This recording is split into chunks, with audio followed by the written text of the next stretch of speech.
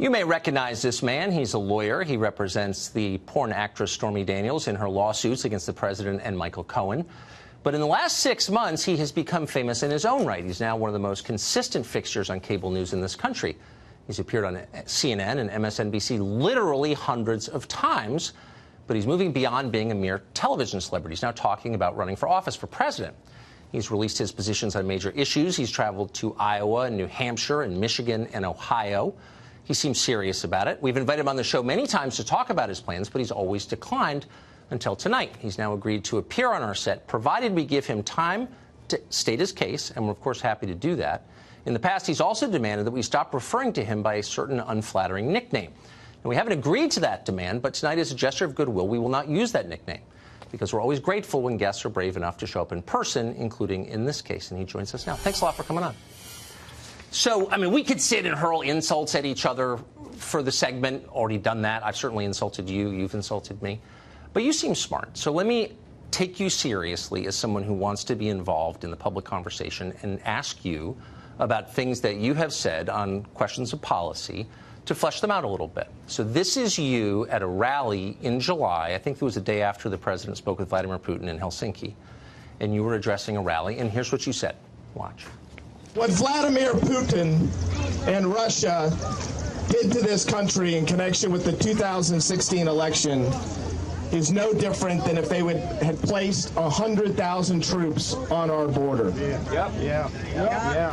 This was an invasion. It was an electronic invasion.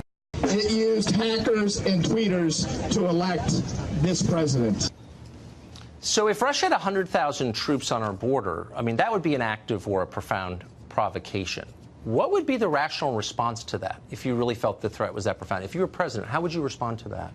Well, Tucker, I understood that I was coming on your show tonight to talk about the case involving my client. Well, I didn't tell you that, and I'm happy to talk about the case. But I just played you a clip. Tucker, you got to stop. Tucker, you got to stop interrupting me, okay? Because one of the conditions of me coming on tonight was that you were not going to do what you do routinely to guests, which is talk over them and interrupt them. So just let me finish with my answer, okay? Let me finish with my answer. I said I'd give you a fair interview. I actually don't have an interest in squabbling with you at all or name calling. I've done a lot of that to you, and you've done it to me. No, but not to my face. I could, but what's the point? I want to take you seriously. I'm serious. Okay. So I just played a clip of what you said at a rally. You're traveling to states because you want to influence policy direction. Correct. I don't think it's unfair to ask you about something that you said. What's the question? And the question, let me restate it, is you said that Russia has done something that is equivalent to putting 100,000 troops on our border. That's an act of war. Correct. And I wonder two things. One, what you would do as president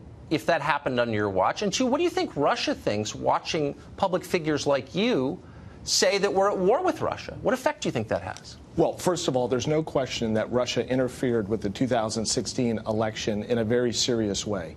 The only question is, what was the involvement in Donald Trump or by Donald Trump and his cronies in the process? Okay. And that's what Bob Mueller's in the process of getting to the bottom of. By but how should we as a country respond? There you go, interrupting me again. Okay. So how should we respond? Yes, I asked you 3 times. We should respond with the absolute force of the law. We should be doing everything in our power to bring those individuals to justice, those individuals that are also in Russia. And let me tell you what we should not be doing. We should not be standing shoulder to shoulder with Vladimir Putin and choosing Russia over the hardworking men and women of the intelligence community that risk their lives for this country. So the president has sold out the United States for the benefit of Putin. The administration announced today a new round of even tougher sanctions against Russia. Do you support that?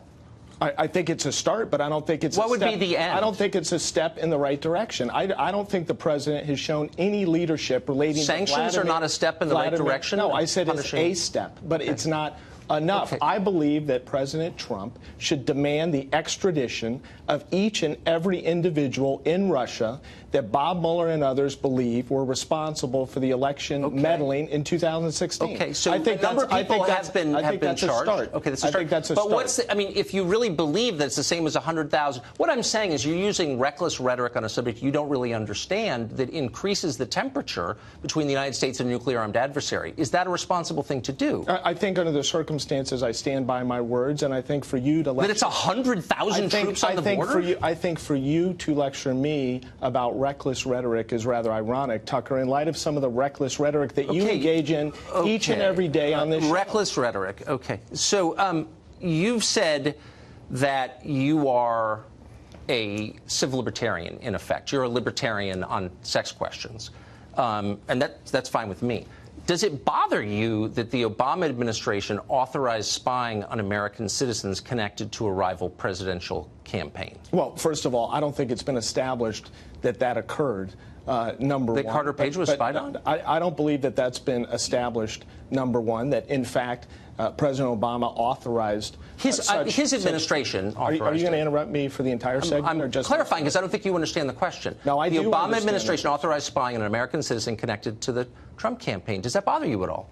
First of all, I don't think that's been established. If it was established, of course it would bother me. Are we going to get to the facts of my client's case? Yeah, are we let me just ask you one last real adult question okay, first, because you're traveling around the country as a commentator on politics, and I'm interested to know what you think. I don't think that's illegitimate. So it has not been established that Carter Page was spied on? Is that what you're saying? How many times are you going to ask me the same question? I've already stated that, in my view, I don't believe that President Obama has been shown to have authorized the spying, quote unquote. The Obama administration. Why dodge the question? Look, you traveled here with policy advisors who've worked on other campaigns to the show tonight. I have no idea. I think you'd be ready for a simple question. I didn't travel here with policy advisors. Can I ask you? Let me ask you a question. No, I don't think. Why don't you get a TV show and then you can ask me a question? I've asked you a simple question and you're not answering. Why is it that you don't call Donald Trump the creepy porn president? He's the one that had sex with a 4-month-old son at home with my client without a condom. Okay, so but you don't want to acknowledge that. Hold on. You don't want to acknowledge that. Acknowledge it. Okay. Do you believe that he had sex with my client? Yes, I do. I've said that on the air multiple times. So he's lied repeatedly to the American people, and you're okay with that. You think it's okay if the president lies to the American people? Settle down. Let me finish my question to you. What is the crime, the harm, the injury to your client by Donald Trump? As far as I understand, this was a consensual sexual relationship, and yes, I believe it occurred. I don't know that, but it seems like it did. I'm willing to believe that it did. But it seemed consensual, and then she was paid at the end of it. And yet you... And by the way, I'm not attacking Stormy Daniels. I feel sorry for her. I feel she's being exploited. You've attacked her for 6 months. I feel that you and others are exploiting her. So I feel bad for her. But I'm wondering what the injury is to her. I think you demean her repeatedly. And I think you're a hypocrite. So let me ask you what the injury... You want to talk about the case. I'm asking you the core question in the case. What is the injury to Stormy Daniels? The injury is that the agreement that was entered into was not adhered to by Michael Cohen and Donald Trump. They did not fulfill their end of the bargain. Now, do you want to talk about the injury to the American people, the lies and the lying. So you believe no, but you just went off on this moral lecture about how it was wrong for the president to have an adulterous affair, and I would agree with that. But you're very outraged. So yes, you said it's an injury against the American people that he had sex with someone, not his wife, when his wife was pregnant. You didn't let me finish. The injury is that he and Michael Cohen and others lied to the American people and covered up the $130,000 payment and violated campaign finance law. That's why Michael Cohen, I'm not done. That's why Michael Cohen just pled guilty. Let me ask you a question. That's why Michael Cohen just pled guilty. I understand them. I've been following the news as well. Okay. Did Donald Trump have a moral obligation to tell the American people that he had a sexual relationship with Stormy Daniels? I don't care whether he had a moral obligation or not. What he had an obligation. No, what he had an obligation to do was not cover it up and lie about it and commit campaign finance violations as his right hand. Michael Cohen just pled guilty to the felony. Tucker, what are you talking about? To campaign finance violations? Yes, associated with Ms. McDougal. And I thought you were following the news. So let me I thought you were knowledgeable about these things. I'm a little confused. So you're the protector of Stormy Daniels. Stormy Daniels is right now working in strip clubs in little towns on stage. People are throwing things at her. You're wearing a $1,000 suit. Why are you not paying her? You've profited from Stormy Daniels. You've done tens of millions of dollars worth of free media on the basis of your relationship with her, and she's working in strip clubs.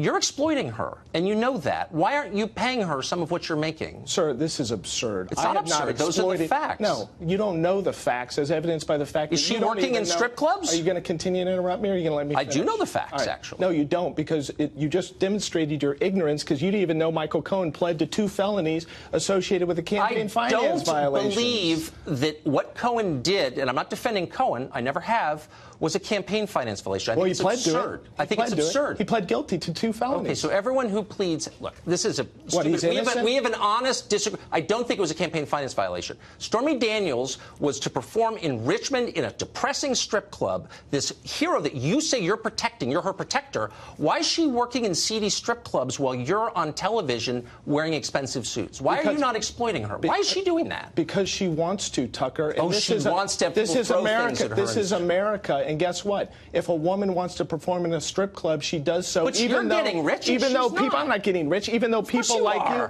even though people like you demean her, I'm not demeaning and call her. her. You're the one who's call her profiting. trash. You're the one that refers to her consistently as a porn star, and as to me as a creepy porn lawyer. And meanwhile, you give the president. Meanwhile, you give the president a pass who had unprotected sex with the porn star with a 4-month-old son at home. Well, you are a moralizer for a guy who does what you do. No, you are, though. You are a little moralizer. You're like, we're in church now with a 4-month-old son. Okay, I'm officially shocked by Donald Trump's behavior. I had no idea. It blew my mind. But answer my question. Why are you rich and your client is working in seedy strip clubs? Sir, do you have any idea how much money I've earned? You're on every cable show. You're running for president now. You have no idea. Well, I know that you haven't paid your taxes because you've got over $1 million worth of ridiculous. You don't even know your facts. It's not true. You don't even know over $1 million your facts, Tucker. Look, I'm just saying, Tucker, why is she still? How do you have a show and you're this ignorant? How is that Here's possible? what I know for a fact is that your client is not thriving. And for you to look at me in the eye and say she wants to perform in strip clubs with people throwing stuff at her is insulting to her. People don't do that unless they have no choice, or she just likes it. Is that what you're saying? Tucker, now you're the defender of my client. You don't know anything it's about pathetic. You're exploiting her. You don't know anything about my client. Exploiting my client. I know that she's working in a strip club in Richmond. You gotta let me finish. Can I finish? Please do. All right.